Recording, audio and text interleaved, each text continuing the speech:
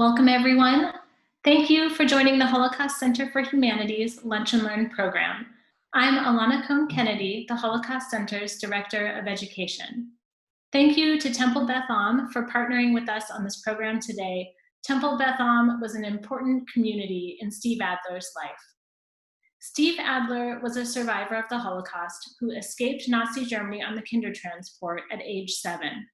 The Kindertransport, or Children's Transport, was a rescue effort which brought thousands of mostly Jewish children to Great Britain from Nazi Germany between 1938 and 1940. Parents could not accompany their children. Children were sent alone and were placed with foster families. Steve was 7 years old, traveling to England, leaving his parents for a place, language, and people he didn't know. Over the past 20 years, Steve told his personal story to thousands of students in schools throughout the state.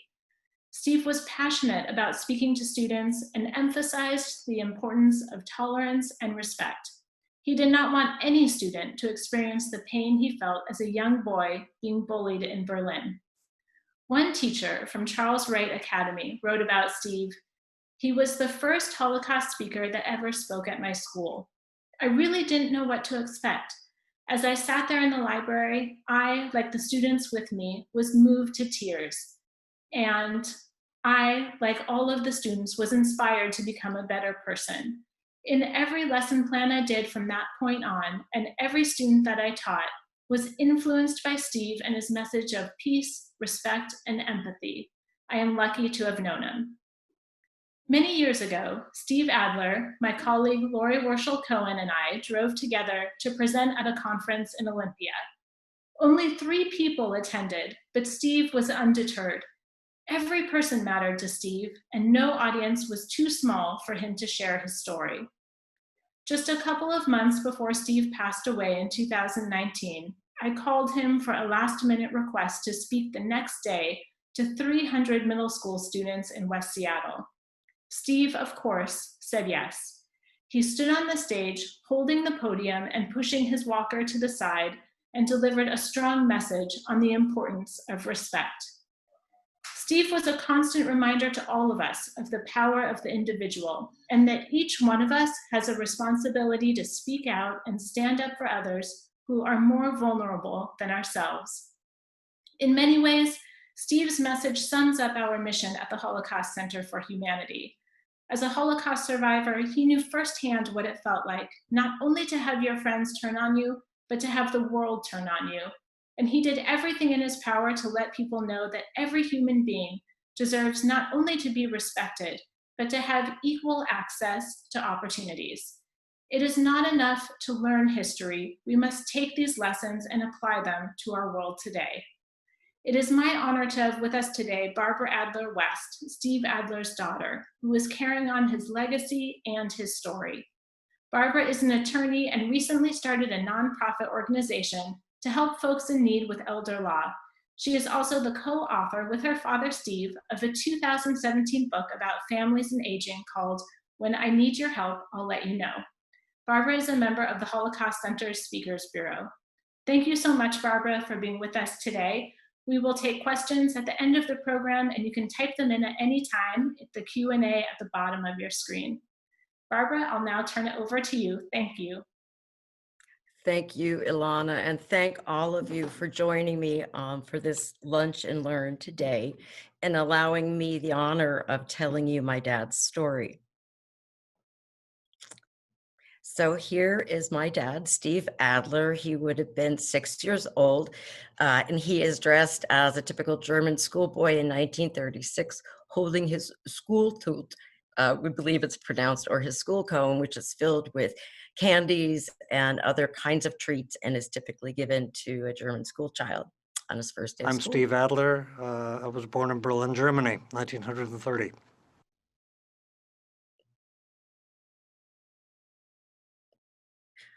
The reason I'm doing this work today is because my father knew the value of the lessons of the Holocaust. He had learned them painfully, and he was determined to teach as many people as he could during his lifetime and I am trying to carry forward that responsibility today. I'm so honored to be able to work with the Seattle's Holocaust Center for Humanity, taking my father's own video testimony, family photographs, and historical documents. The center has created for me what I think is the most amazing presentation, and I'm so glad to share it with you. I think it would be best, though, if I let my dad take a moment and introduce himself.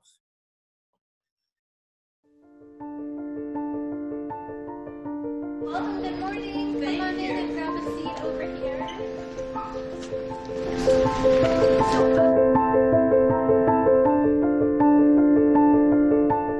At the museum, I learned about children who were separated from their families. And I thought, that's my story. That's me.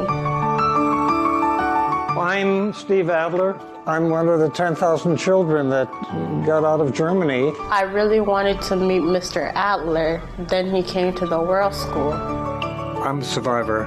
I come from another country, and of course I had a different name. How many of you here are immigrants? Let's see your hands. How many of you are from this country? Nobody.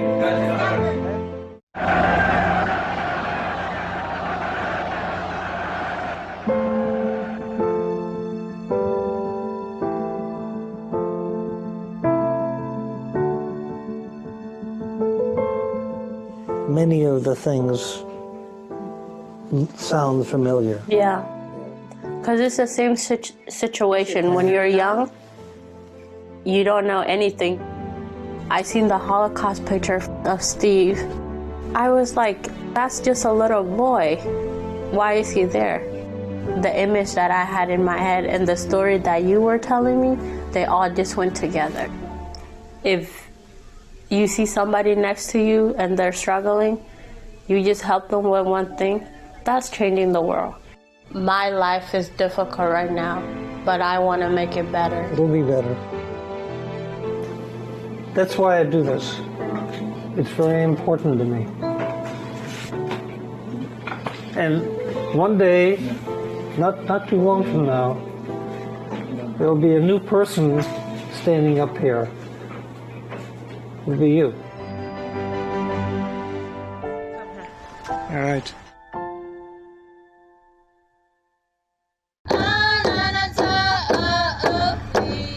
The people at the Holocaust Center would set me up with an actual survivor from the Holocaust, Steve Adler. So he came here to the school. Glad to be here. This is the first time I've ever been in a travel school. I'm a survivor, one of the 150,000 Jewish children out of 1,600,000 who were there before the war started. I feel that I'm the voice of the children who didn't make it. My question is, what kind of things could you teach kids of this generation about bullying or violence?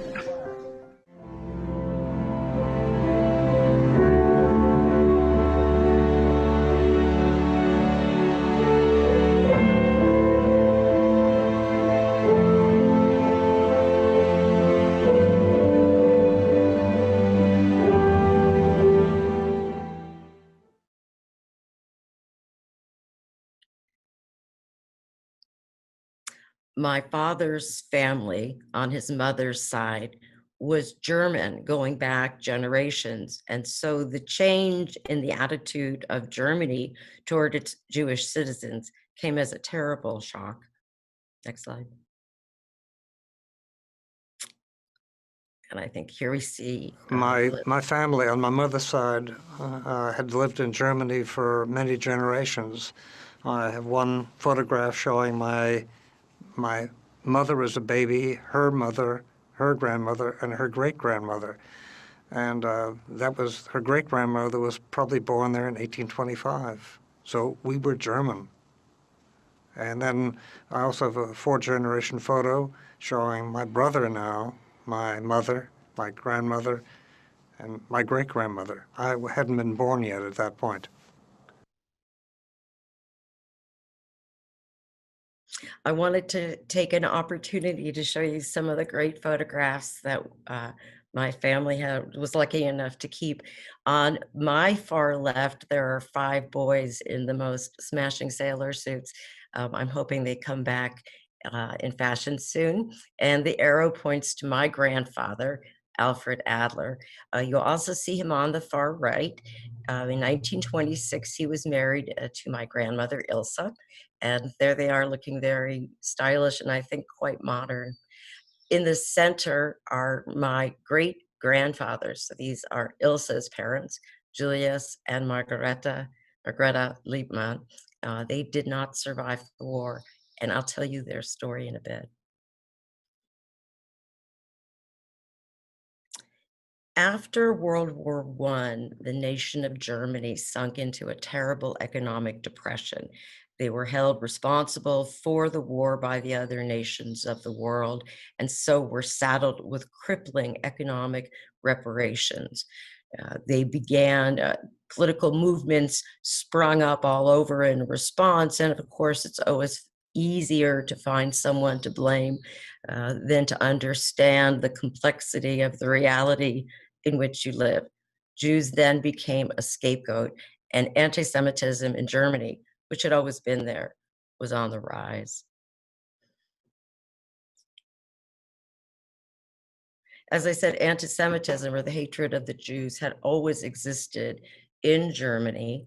The Jews and other groups were at one point considered to be a threat to racial purity, which is an idea that Adolf Hitler glommed onto as he built his political force. The Nazis believed that the Aryans were a master race and that the Jews defiled that. I wanted to point out the photograph of the dog that you're seeing on that park bench, which is labeled only for Aryans, and apparently they're dogs, but Jews may not sit there. The National Socialist German Workers' Party was born in the 1930s, and early on, using violence became one of their tactics, violence and fear. Eventually, the center of German politics collapsed and the Nazis came to power in 1933, and Adolf Hitler was appointed chancellor. Fairly soon after that, he rammed through what was called the Enabling Act, and this was a piece of legislation that allowed him to create and implement laws without the approval of any other arm of government. Here's a photograph of my dad. He's sitting on his father's lap, and on to the left is my grandmother, Ilsa Adler, and my dad's older brother. He was named Rolf Erich and later became Ralph. My dad was born Stefan Siegfried, and he later chose the name Stephen.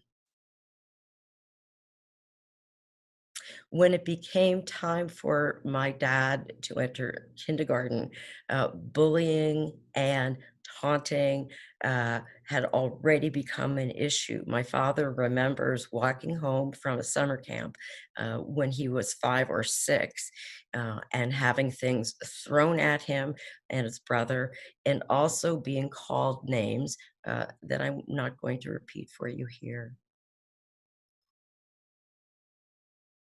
When it was time for me to enter kindergarten, my mother put me in a private kindergarten run by a Jewish woman, and I was with a group of 8 other children because my mother knew that there was bullying and all kinds of other bad stuff going on in public school. And the arrow, sorry, I was going to say the arrow points to my dad.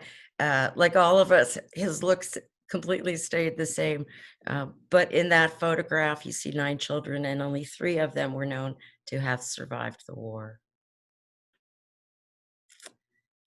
In 1935, the Nazis held a major political rally in the city of Nuremberg, Germany, and from there came what we know today as the Nuremberg Laws. The Nuremberg Laws imposed a system of racial purity on Germans. If you look at the chart on your screen, at the far right, it says Jude, and that means Jew in German. You'll notice that that individual would have 4 Jewish grandparents. And as the chart moves to the left and the dark circles become whiter, you'll see in the middle someone called a Mischling. That person would be of mixed race, having 2 Jewish grandparents and 2 Aryan grandparents, and all the way over onto the left-hand side when you have the true Deutsche Filter, which I think it means the true German. The Nuremberg Laws took citizenship away from the Jews. They were then defined as a race, not a religion. Jewish-owned businesses were taken over and their property seized. Jewish doctors and lawyers were forbidden to practice, and Jews were issued identification cards that they were required to carry with them at all times.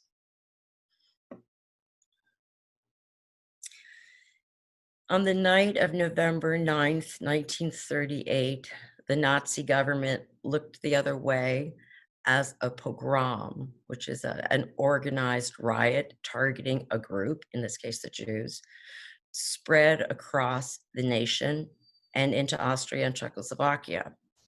There was so much broken glass that the evening riot later became known as the Night of Broken Glass, or Kristallnacht. Hundreds, thousands of Jewish-owned businesses were looted, burned, their everything stolen, vandalized. Jews were beaten, more than 90 killed. And on that night, some 30,000 men in Germany were arrested, including my grandfather, Alfred Adler. Kristallnacht started on the evening of the 9th of November, 38. I went to school in the morning with my brother, but we were immediately sent home. There was a man in our living room with my dad, and he took him away. He was gone for 6 weeks. And during that 6-week time, I didn't know where he was. He came back on the 23rd of December, 38. 6 weeks later, beaten up, smelling terribly. He was a mess, shaved head, no hair on his head. And that was a good camp. It was Sachsenhausen, north of Berlin, one of 3 camps operating in Germany. When my dad uses the term good camp, I want you to make sure that you see those air quotes. You need to remember the time in which this story is set. This is November 1938. World War II has not yet begun. It didn't start until September of 1939. At that time, there were some concentration camps open in Germany, and they held chiefly political prisoners. During the war, the number of concentration camps grew to literally tens of thousands. Sachsenhausen held the political prisoners who had been arrested on Kristallnacht. My grandmother, along with the wives and family of all of the other men who were in prison, got their men out by paying bribes to the Gestapo. And like most grandmothers, in my mind, she's a little old lady in orthopedic shoes and a print dress. And I cannot imagine the strength and character it took for her to get together the money that was needed and enter a German police station and pay a bribe to the Gestapo officer. After, when my grandfather was in Sachsenhausen, he eventually was going to be released. And because he had served the German army with distinction during World War I and had been awarded an Iron Cross, he was given 90 days to leave the country. He was told, however, that if he was found in Germany after that time, he would be rearrested. So my grandfather needed to flee, and my grandparents knew that they needed to get their children out of Germany. My grandmother applied for my dad and his brother to go on a ship called a Kindertransport, or children's transport, going to England and to safety. I was 8.5 years old when my mother and father put me on a train to Hamburg and then on a ship to London. The British let 10,000 Jewish children come into England. Most of them were orphaned effectively when they left because they never saw their parents again. I was selected, my brother wasn't, and I was the one that went on that train, although he eventually got out also. I was one of the lucky ones. My father and mother both managed to get into England, but for most of the others that wasn't the case. I wanted to show you the documents that were provided to my father by the German government so that he could leave Germany and go to England. So this is his Ausweis, or his exit visa. And you can see his photograph on the right-hand side, and underneath is the Nazi stamp. On the left-hand side, you'll see that his passport was stamped with a big red J, indicating that he is Jewish.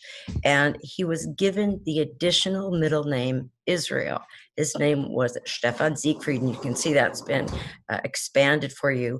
But the Nazis gave all Jewish men the additional middle name of Israel, and all women the additional middle name of Sarah. And as my dad said, we were very lucky. We had family already in England who could serve as sponsors. So my grandfather went to England, and then my dad followed him on the Kindertransport. And I want him to tell you that story. Oh, first I will. From Berlin, he went to Hamburg. From Hamburg, he crossed over to London and to Southampton. And from there, he and the other children went on to London, where they were to be met. I landed in London on a train along with hundreds of other children, and we were taken to a reception center. And at that reception center, all the kids were met by relatives, friends, uncles, aunts, you name it. And they were all whisked away to safety in arms of other people, until eventually there were only two people left.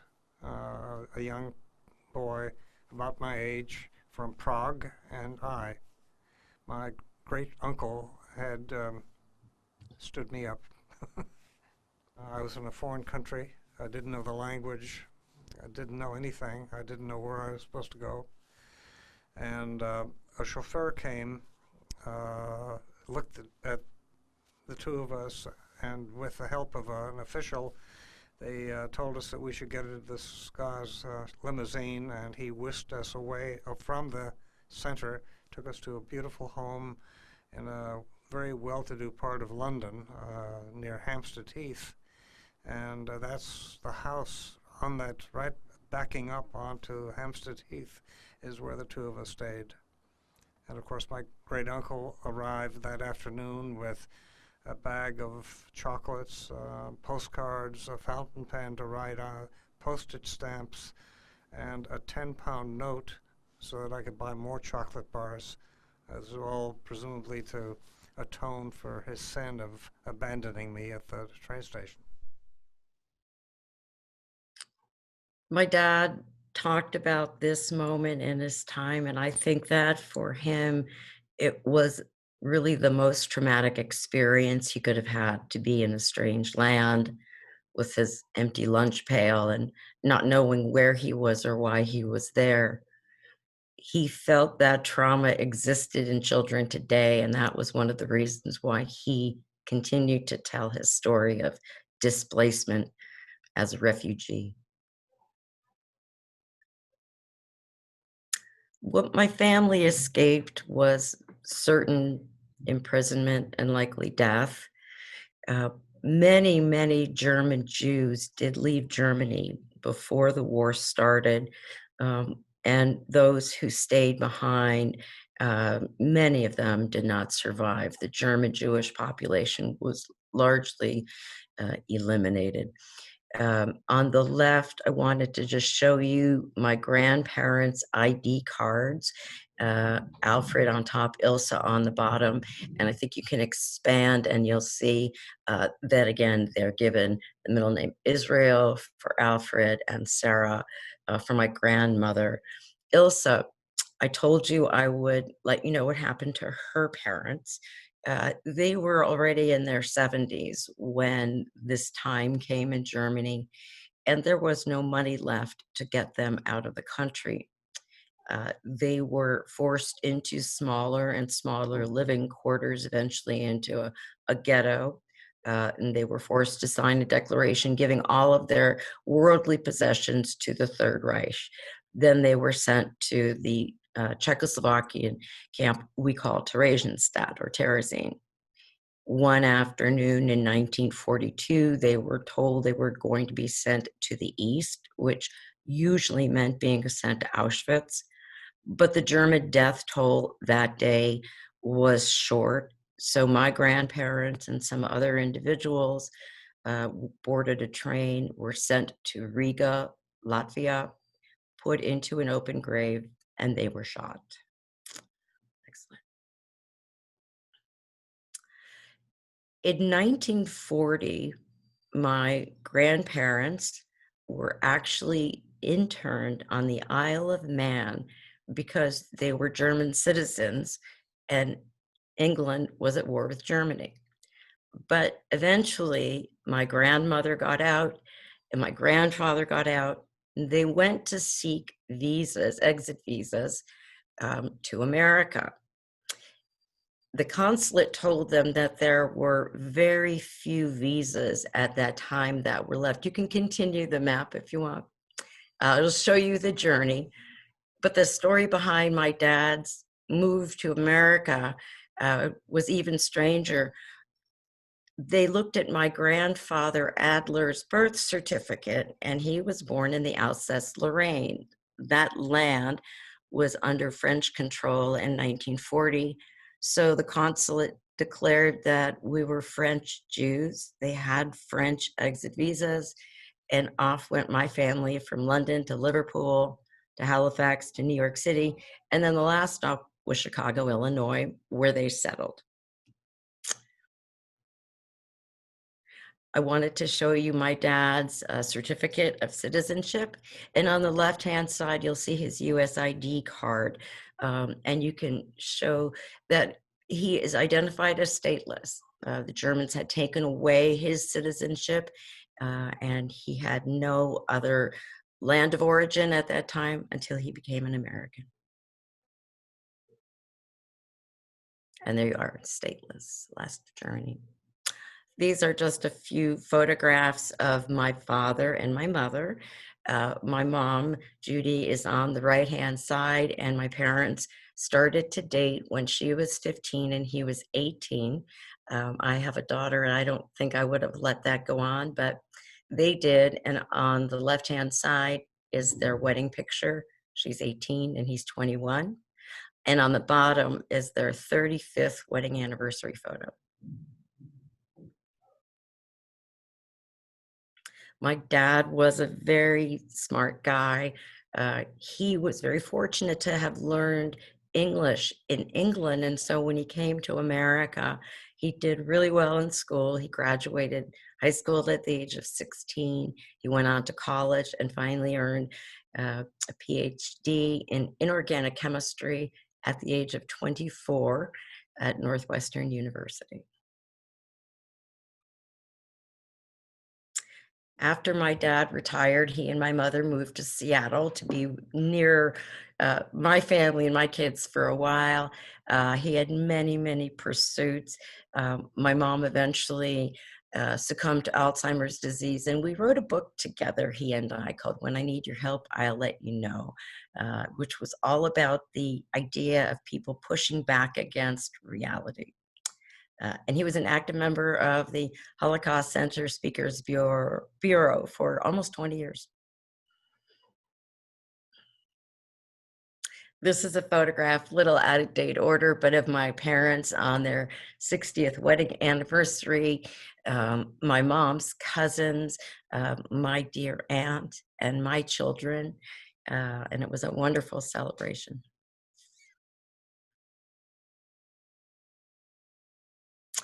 I wanted to tell you a story from my mother's side of the family. And so this is the story of my great uncle Walter Weinberg. My grandfather's brother, he married a local woman, Ruth, in 1934, and the two of them emigrated to Palestine. Life there must have been extremely difficult for two people who were used to Northern Europe, Central Europe, and so they came back to Germany. In 1939, my grandfather helped Walter plan his escape and secure passage on a ship called the SS St. Louis, which planned to bring 900 or so passengers out of Europe to Cuba. When the ship attempted to land, the documents were told that they were invalidated by recent changes in Cuban law, and the ship was denied entry at every port in Europe and in the United States. Walter was returned to Brussels. He and his wife then fled to Holland. After the Germans occupied Holland, Walter and Ruth were imprisoned at a concentration camp, not a death camp. This was more of a transit camp for people coming and going.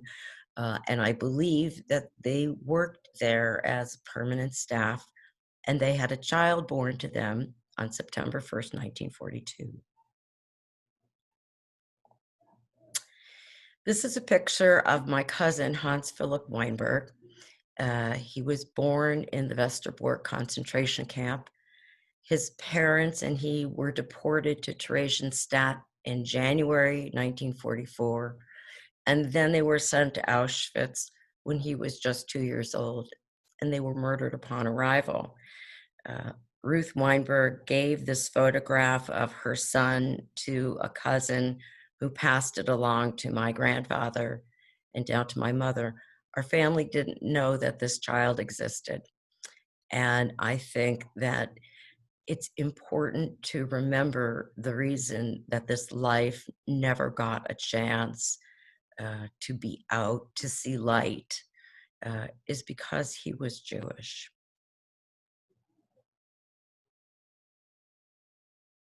I'm a survivor, one of the 150,000 Jewish children out of 1,600,000 who were there before the war started.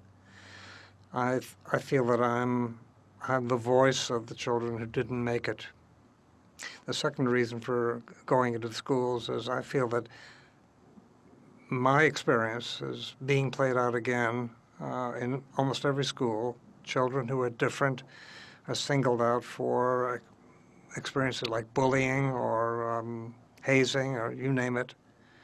And somebody has to stand up for them. And it didn't happen in my case. I want to see it happen in the schools today. I know that my dad would be at the front of a Black Lives Matter march today if he were alive. He'd have on 2 masks and he'd be pushing his walker and he'd be at the head of the line. And I want to thank you all for doing whatever you're doing to support our community in this difficult day. And thank you for listening. Thank you so much, Barbara, for sharing your father's story. He has so many wonderful lessons to teach all of us, and we're so grateful that you are continuing to bring this forward. We have a number of questions from the participants for you, so I'll pick a few and read them off to you. Okay, one of them, this is from Julie, and she says, how many days did it take for Steve to go from Berlin to London, and what were the conditions like during the transport? Great question. It actually was a number of hours. It crossed the English Channel, and he was given a lunch pail. He had a hard-boiled egg. He had an apple, a bottle of milk, and a container of meat that he described as tasting like pastrami, and I'm sure it was Spam. And he thought he had this lunch to occupy himself. And I don't recall that the crossing was difficult. And again, it was only a short period of time. So there's another question here from Anonymous, and it asks, how did your dad's family cope when Alfred was imprisoned in Sachsenhausen? My dad, I don't think my dad had much memory of that period of time. I remember he was 8. He knew his dad was gone. My grandmother was a very strong and resourceful woman. My guess is she just kept them together, knowing her. But he didn't have much of a recollection until his father came home. This came from a couple people, but do you think Steve knew that you would tell his story?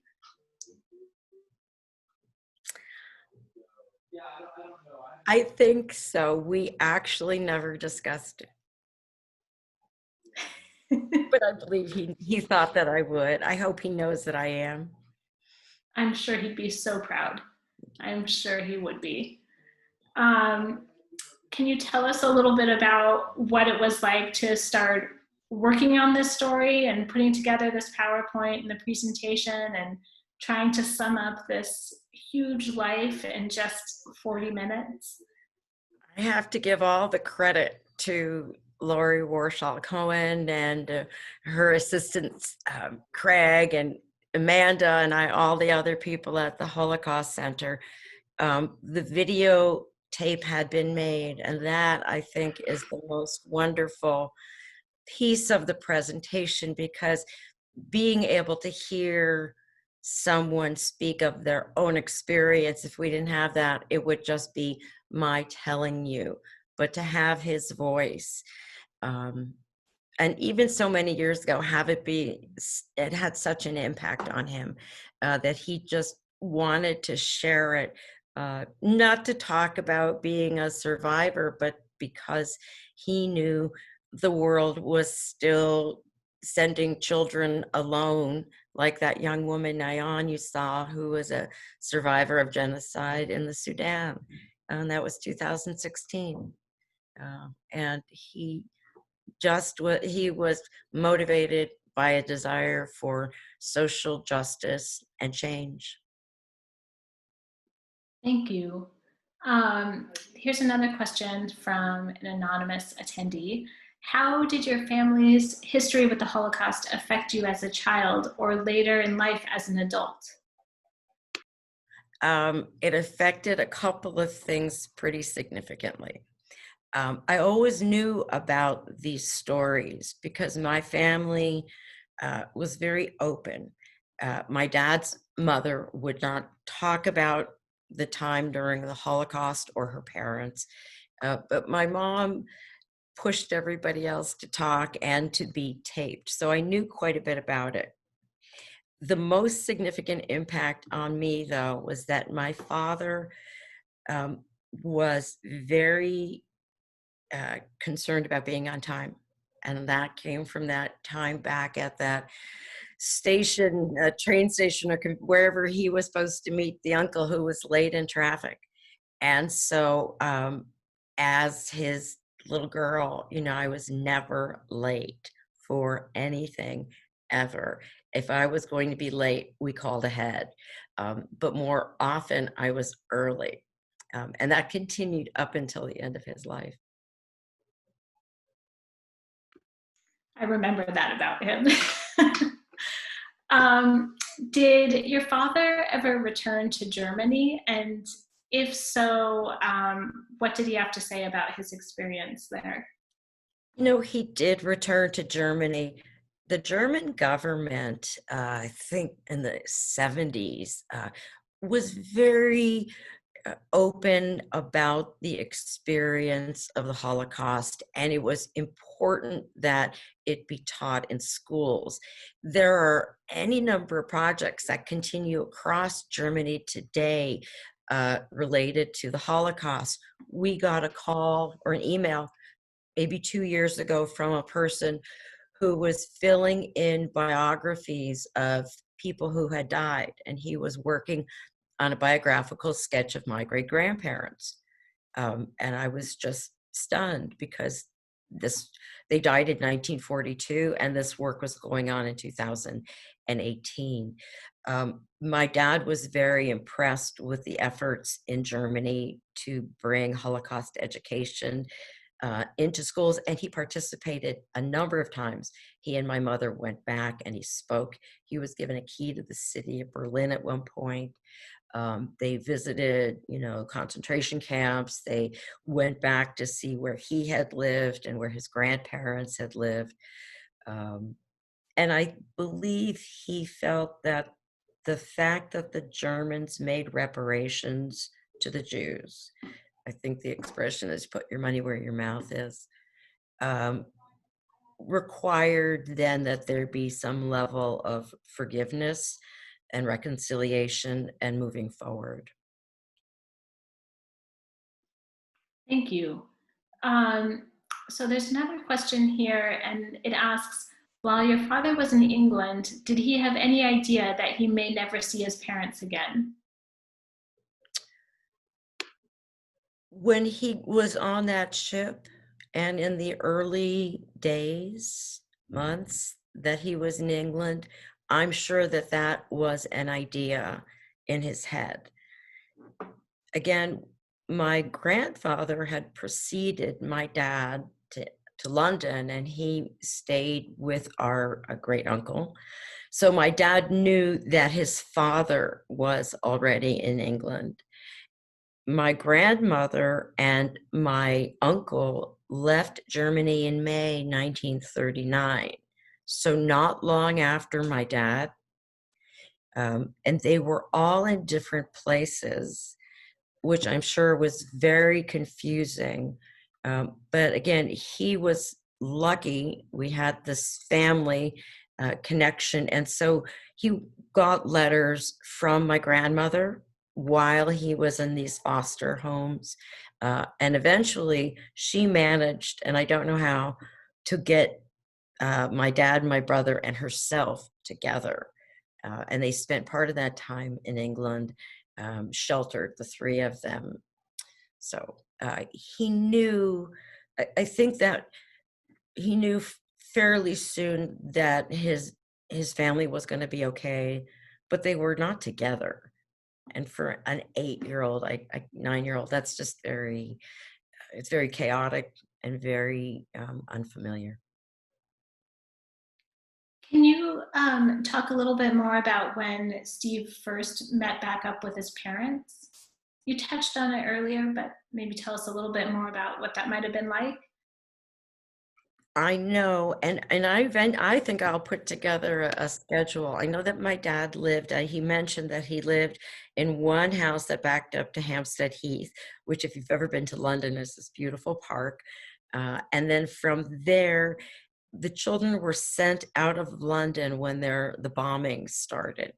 This would have been after the war and beginning of September 1939. And he was sent to live in a Quaker or a friend's home. And at that point, my uncle joined him. And then after that, as I said, my grandmother found a place where they could all be together. And he wrote about going through bombings and hiding in closets and such. And, a house across the street being bombed while they were literally watching it.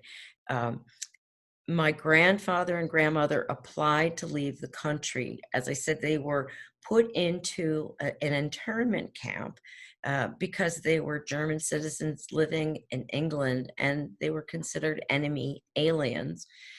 But they were refugees, and so they applied to leave England. I don't believe that the four of them ever lived together in England, and I'm not sure why, but as soon as they could, they got back together and the family traveled to the United States. A couple people have asked if he ever reconnected with the people he stayed with in England, or if he went back to England.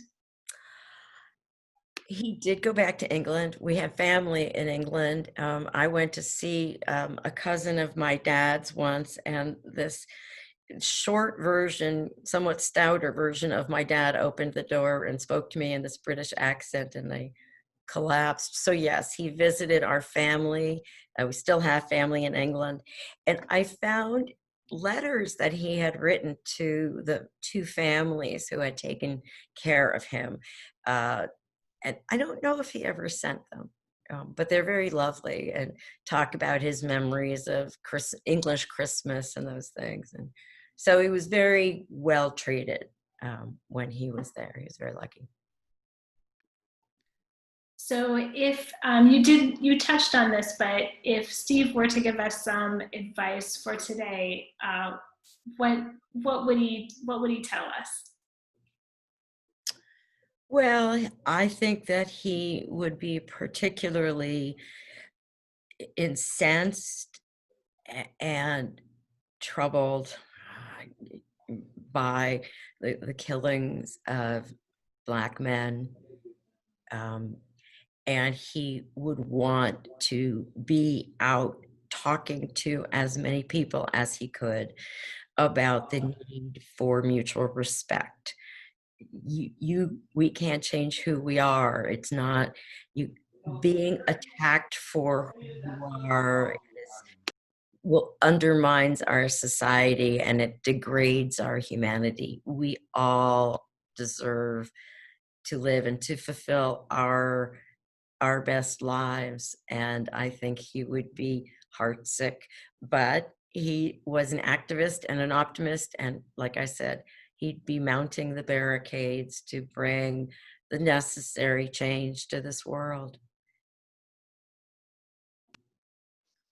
Barbara, it has been such an honor to have you with us today telling your father's story. Are there any last pieces that we didn't get to that you might want to share?